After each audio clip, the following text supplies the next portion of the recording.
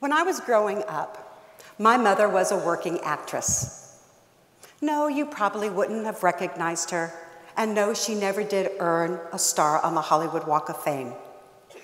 But she did have bit parts, and you might have seen her on Desperate Housewives, and she had a really big role pouring coffee for Danny DeVito in the movie Anonymous. And my mother dove into those roles because it was her way of hiding. She didn't want people to know the truth. What she was hiding was that she was an abused woman. She didn't want them to know that one day, when my father was at work, she hawked every single thing we owned in order to buy plane tickets to take me, my brother, my sister, and herself all the way from Queens to East Los Angeles. She arrives in LA, no job, no money, no college education, no car, and this is Los Angeles. But somehow my mother persevered. But she hid this, and she never, of course, wanted anybody to know. This was the brand that she was hiding. And here I am, I speak branding, I live branding. I wake up and think about branding. I look at Target commercials and think about branding. And I realize that my mother violates the very first principle of branding, which is you have to be authentic. You have to let people in. You have to let them see a little bit of those warts that you have in order for them to fall in love with you. Because people need to remember you in order to do business with you. They have to remember you in order to refer business to you. And if you hide that part, it's just impossible to achieve your goals. And I get it. It's a little bit scary to brand out. It takes a little bit of work. It takes courage. It takes chutzpah. It takes cojones. And ladies, it might take some vajones. But if you work on that brand, the sky is the limit. If you are going to do one action step from today's amazing day of speakers and workshops, do this one for me. Get a good handle on your brand DNA. And the way that you are going to do this is you are going to ask your colleagues, your vendors, your employees, your current clients, your past customers, and you are going to get them to explain and tell you why they love you.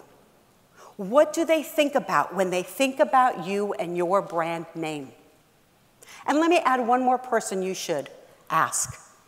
You need to talk to that giant big whale that you thought you were going to reel in, that you thought would have changed your life. It was the biggest promotion. It was the biggest client. And you had him on the line, and you were reeling him in, and the line snapped and you didn't get it. That's the person you have to talk to.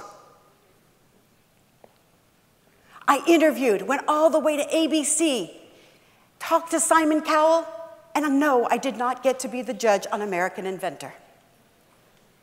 I wooed like a son of a gun. I wined and dined this man in the 80s who I thought was going to be the most amazing economist of our lifetime. I was working for Times Mirror. He decided to sign with McGraw-Hill. And when I asked him why, he simply said this: I thought you were too young and inexperienced. And he was probably right. And when you gather all that information about what people say about you and your brand, I want you to look for alignment. So what you're hoping to find is that all the people that you asked over here exactly match what you think about yourself over here. As they say in London when it comes to the tube, mind the gap. Most of the time when I work with female entrepreneurs, they don't have a branding problem. They have a confidence problem. They are afraid to listen to what all the great stuff people said about them. She's the most wizard when it comes to accounting. She sings like an angel. She would gnaw off her arm in order to make sure she delivered the product to you on time. But it's hard for us often to hear that. We're waging that little war in our head. Is it branding or is it bragging? Is it this one or is it this one? But if you have those skills, it is not bragging. You get to own it. And that means you have to walk a little bit taller, and you might have to strut a little bit, because that is the brand called you. I was working with a client of mine, private detective, and we basically doubled her prices. And she's saying, but Liz, I don't understand. How can I do this? All of my competitors charge differently. I said, because they're your competitors. That is not your brand. And let me give you 3 reasons why you get to charge differently. 1, you're a former CIA agent. 2, you're a former FBI agent.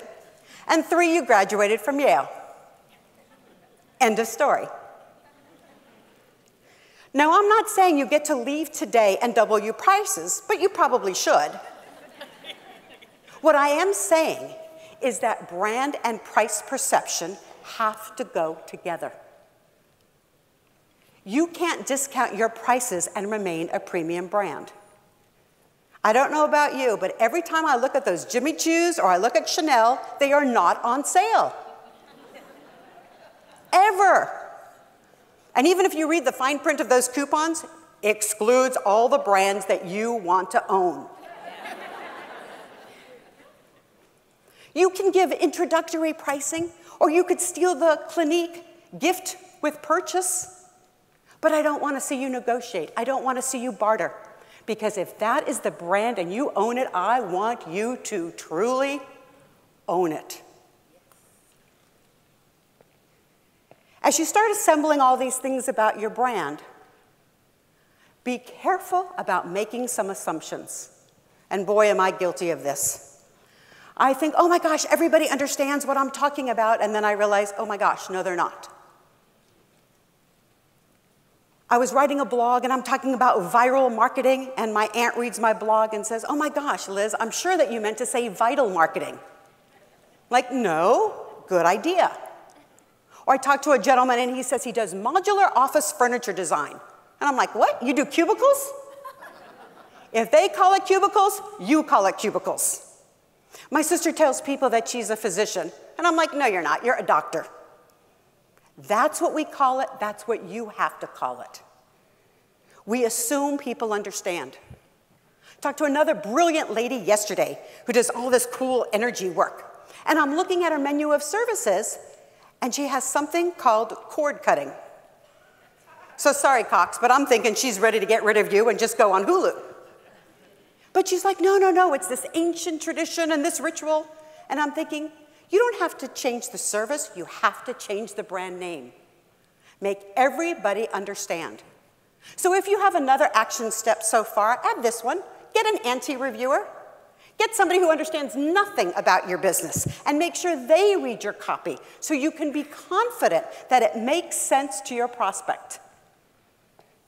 Last year, my son finally, oh my gosh, thank goodness, got a job scooping ice cream. And I see, and he's cursing a little bit, he's going, Mom, the remote deposit isn't working for my first paycheck. It keeps saying, please endorse your check. And I'm looking over, and I'm like, let me see that. And he goes, Mom, I endorsed it. I put a check mark right next to my name. My mistake. I assumed that I had taught him what endorsing a check was. Apparently, I didn't. Branding is your intended messages, but your unintended messages too. An executive at a pharmaceutical company was not getting promoted. In fact, she was passed over and passed over. And we dug really deep to find out why. And this is what we discovered. She walks very, very fast, head down, doesn't talk to anybody, hurries, hurries, hurries, all through the corridors. Management made the assumption that she was late. They thought, oh my gosh, she must be a terrible employee because she has to rush so much because she's always late on her assignments. Wasn't the case at all. Think about it. The remedy? Walk a little bit slower. Say hello to your colleagues as you walk down. Voila, she has since been promoted.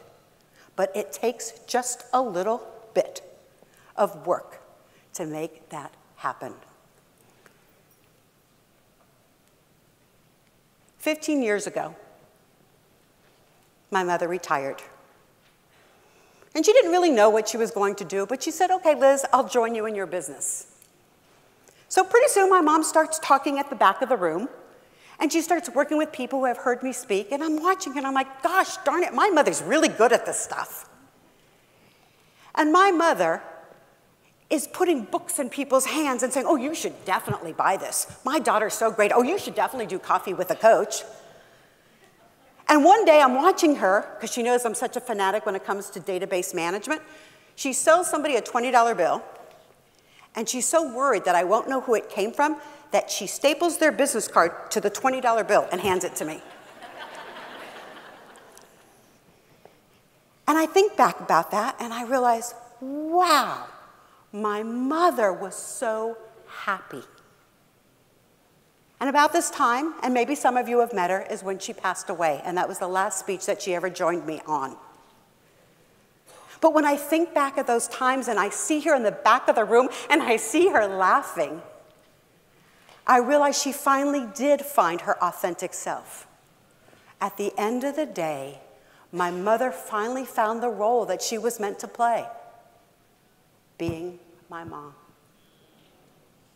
Thank you very much.